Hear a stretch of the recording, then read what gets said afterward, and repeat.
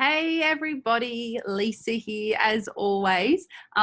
Such a big shout out and a massive thanks to you all for tuning in once again, just carving out some time just for you in your day and look, creating this space as I understand that it's not always easy to do, especially with work, commitments, children, families, friends, and so forth. So I thank you all so much. As I say all the time, so much of what I share it's always inspired by you guys and all of the ideas and all of the topics. Everything that I go through, is generally from the feedback that I get from you all. So please keep it coming as always, because it helps me out so much when I'm planning my next topic. Over the past 4 to 5 years, as I myself have grown, so has my passion. And that's not only with food, for those of you that do personally know me, but it's for everything in life. I try to cover it all. So if you are familiar with who I am, or even if you're not, just another recap, a little snippet about me. I like to say I'm an organizer, I'm a life coach, I'm a chatterbox, and I'm also a coffee lover. I have always loved people, and I guess just really connecting with others. For the last 12 or so years, I have been a shift worker, doing the whole rotational shift working life balance. I grew up on the South Coast in the south of Wollongong, and I'm now living in the eastern suburbs of Sydney with my amazing partner and look, the most gorgeous little girl who is certainly a blessing in more ways than one. So what you should all know about me, as I've said many times before, is that when I am passionate about something, you are going to know about it. And that is anything in life.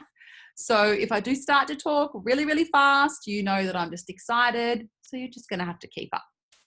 I just love sharing my everyday learnings and just my own life lessons and my own personal experiences. And that's in the hope to motivate and inspire you. So I hope everything that I share helps you in some way or form. My mission is just to help you take the action, and that's towards the positive change that you are wanting to make in your life. So on that note, let's jump on in to what I'm going to share with you all today. Now, this was stemmed from me, I guess, last week on my personal Instagram, talking about the transition and the change from shift work to now what I'm doing is a Monday to Friday, 9 to 5. So a big, big transition for not only me, my family, and just the new lifestyle we're living. So I want to talk about that in another episode, but what come from that when I reached out to you guys and said, what do you want to know more about? A really big one, funnily enough, was outfits and clothing and what to wear. And when you've always worn a uniform, that's quite a challenge in itself. So I guess, especially after working in shift work, and look, I've been in the workforce for over 20 years, probably nearly 22 years, I guess. And I've always worn a uniform. Even in my first job in Cut Price Deli when I was 14, there was a uniform.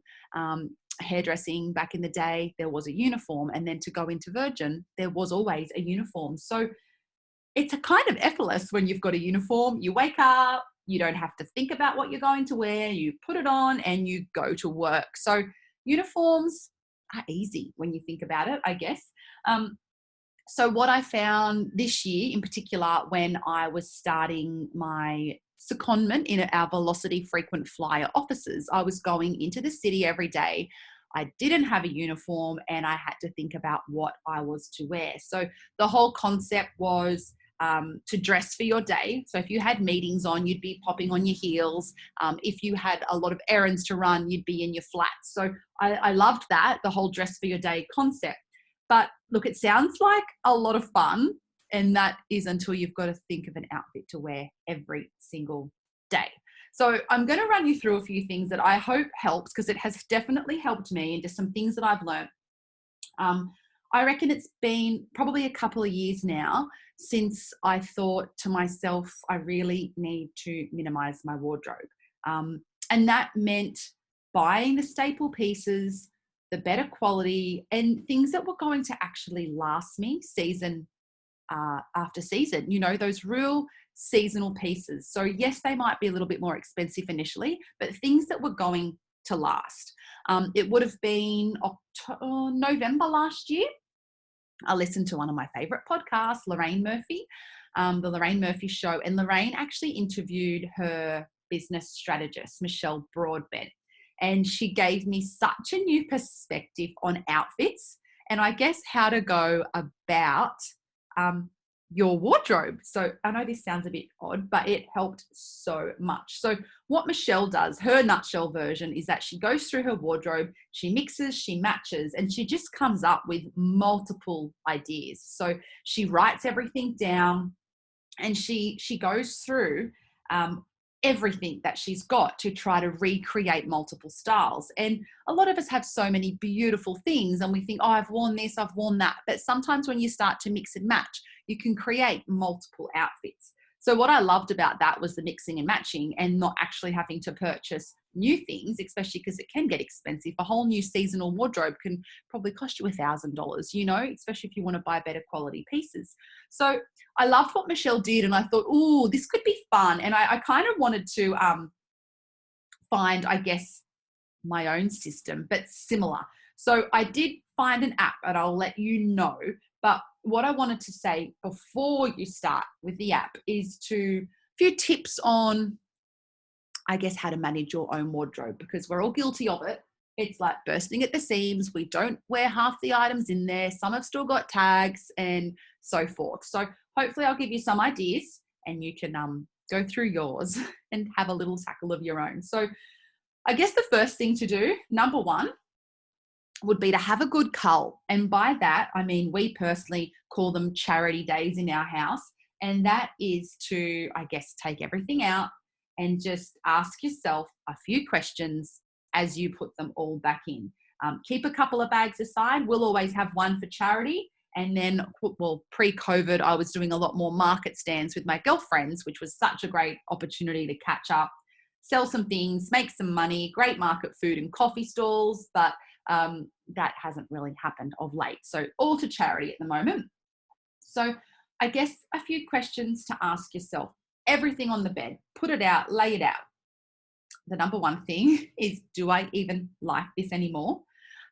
Does this actually still even fit me? And you know, if it's damaged, if it's got holes, if it's rips, if it's ripped, or if it's stretched, these are probably things that you do not need to be hanging on to. A really good one is as well, because I know seasons are hard, because you definitely want to keep those seasonal pieces, if it be a snow jacket or a wetsuit or that big, beautiful winter coat. Ask yourself, have I worn this in the last 3 months, or will I wear this in the next 3 months? You know, like, are you actually wearing things that are in your wardrobe? So first of all, let's cull. Secondly, I know this might sound a little bit crazy, but I love to color code. Trust me on this one, because once you start color coding, you start to also see your style and what you love. And by that, I mean, you know, blacks with blacks, navies with navies, blushes with blushes, whites with white, and so forth. If you think color, I'm very visual, so color works well for me. But if you're not that way inclined, you can also do like categories. So jeans with jeans, jackets with jackets. It's quite KonMari method, or Marie Kondo. If you haven't watched her Netflix documentaries, you must get on the bandwagon, because, you know, she's such a believer in, you know, holding it up. I know it sounds a bit crazy for some, but, you know, if it really does not bring you joy, remove it from your space. You know, you really want to love every single item that you own, because let's be honest, when you look good in something and you feel good in something, it's a great feeling. Whereas why keep those, you know, crappy old tracky pants that you've had since 2004 if they don't make you feel good anymore, or you're not wearing them anymore, you know, or you've outgrown them, or you've lost weight, you've gained weight. Let's be real. We want to be living in the right here, the right now, and yeah, I guess in the present.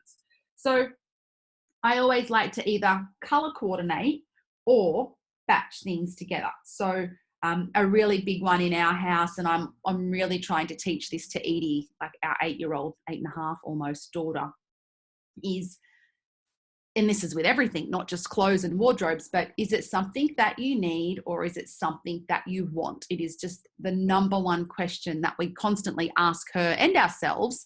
Do we need it or do we want it? As a child, there is a lot of things that she needs. And of course, I'm going to buy her those things. If it's a, new school uniform, which I've had to purchase this morning, actually, if she's outgrown her joggers, of course, I'm going to get her things that she needs. But there's also that question as like, do you need it or do you want it? And if it's anything that she wants, she has her money that she saves and she'll buy it. So if I don't think it's necessary, I actually don't buy it. One, because I just don't need that excess in our house. But the second rule to that is if you bring something new in, you should always be letting go of something else. So that's another top tip actually as well. So I could go into the needs and the wants and Edie having money and the whole barefoot investor. That's a whole nother topic, but she has her little money that she earns and she definitely buys the things that she wants. So she's not deprived of all the fun stuff, but I definitely try to keep it, with the things that she really needs rather than wanting all the time. I know, as I mentioned earlier, the whole buying quality pieces, that was such a big thing for me a couple of years ago. And I just thought to myself one day, I had so much in my wardrobe. And when I looked at it, it was fast fashion. It was the cheap $30 shirts or the $10 singlets from here. And, just that cheap fashion. And don't get me wrong, that can be really, really good for the odd occasion when you do want to feel looking nice and you feel like you need something new. Hey, I have nothing against it. But what I probably can't believe really that it took me until around my mid-30s to realize that, I don't know, I feel like we really deserve everything that we buy ourselves, because not only do we work so hard, but it's nice to repay yourself with things that you feel really good in, because so much of our cash and our money and our time goes to others. And by that, I mean, rent, mortgage, kids, family, everyone else but us sometimes, that I do feel that even buying yourself that, nice piece is it's an investment in you. And it's just so lovely when you buy something new. I really feel that you feel amazing as well. So I think it's easy to say, because I know that people's priorities are very different. And, prior to 30, fashion and clothing was just not one of mine. My best friend can vouch for this. She would be like, why are you wearing thongs? Like everywhere I went, I wore thongs everywhere. Any occasion, I was a thong girl. By that, I mean the thongs on my feet as well, guys. But, it kind of, as I said, it took me till after 30 to go, no, you know what? I do want to feel nice when I go here and I do want to look nice. So I think it's just so important to look after ourselves. So what I want to say in regards to the quality pieces is, be savvy here as well, guys, because I know I've got a couple of favorite shops that I just adore. And by that, I mean, I love Zara and I love Decuba and I love Seed. But let's be real here. Sometimes it's not doable to pay $80 for a new singlet top. So I'm quite savvy when it comes to sales. I'll always keep an eye out for when my favorite stores have sales.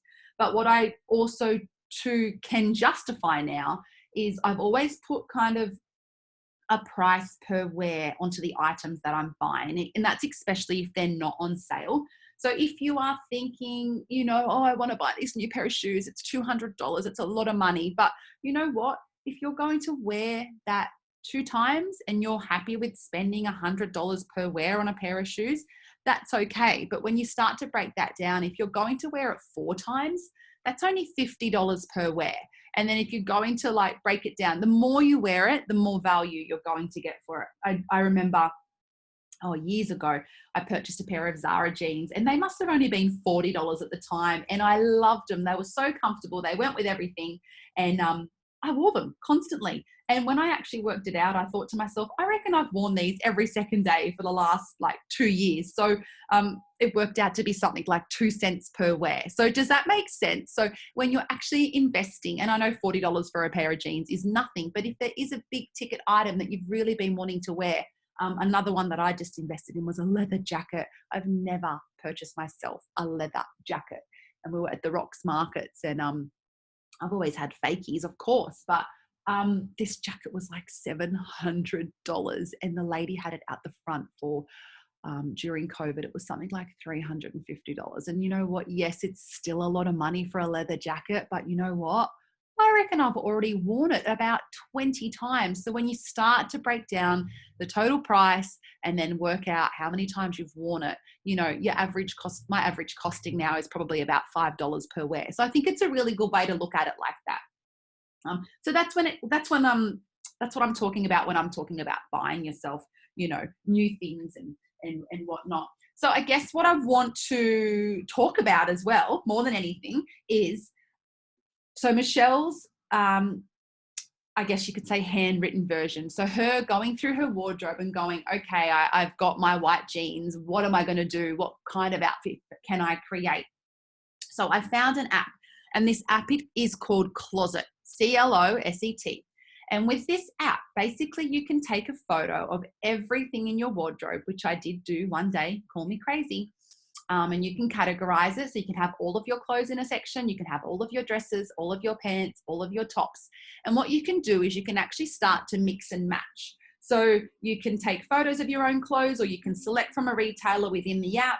And then you can also share your outfits with your friends. But my favorite part is that this app also has a calendar. So you can actually plan your looks into your calendar. So before I even purchased anything at the beginning of the year to start my new job, and I've just started recreating this with the work that I'm doing at the moment, I'm finding it a little bit easier because I'm in all black, so I can mix and match black like no tomorrow.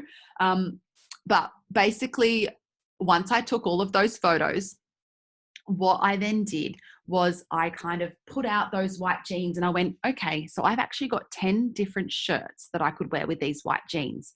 And then I did it again with my blue jeans. So I've got my blue jeans, and okay, I can actually put all of those 10 shirts with those blue jeans. So I guess it's just getting a little bit savvy. Sometimes when you add, you know, you could wear the same outfit, but put on a different blazer or jacket, and you've already got multiple outfits. So every time you change a jacket, every time you change a pair of shoes, I'm a real freak with earrings. I always pick them up once again on sale at Sports Girl. I'll walk past like weekly, daily sometimes, but I'll always just grab a pair of earrings that are on sale, because even by adding just that pair of earrings, it could change your whole look. With the whole black situation with where I'm at now, I love it. And when I spoke to one of my colleagues, she's like, oh, I've just created my own wardrobe. I'm like, what do you mean by that? She's like, well, I actually just created my own work wardrobe for work only. And she actually has gone and purchased 3 of the same pants, 3 of the same blazers, 3 of the same tops. So she's continually got her own uniform, I say in brackets, created for her. So something that if your employee doesn't mind what you wear, you can kind of just create your own uniform. But I would highly recommend Closet, the app. If you can, cull, categorize, color coordinate. It might feel like a bit of a mission, but I can assure you, once your Zen is zoned and your wardrobe is sorted, it's just such a breath of fresh air. You feel so light, and especially now that spring has certainly sprung, it's time to, you know, pack away all the winter jackets and bring out all of those summer skirts or springtime skirts. So if you have any questions about this, as always, thanks for tuning in. But if anything resonated, or if you want to talk more about this or personalize it a little bit more just for you, or if you think someone would benefit from listening to this, please always spread the love. Nothing excites me more when you share this with others. And if you're wanting to, as I said, go deeper, have a look at my website over at the Tasting Plate, and definitely check out my one-on-one coaching. Not that outfit and wardrobe dressing is, you know, a major thing that I focus on, but I could definitely help you in other areas that will then kind of help with this as well. Please don't ever hesitate to reach out, and if that be via Instagram, direct message, email, get in touch. But I look forward to chatting to you all again very, very soon, and I hope this helps. And in the meantime, keep spreading the love. Talk to you all soon. Bye.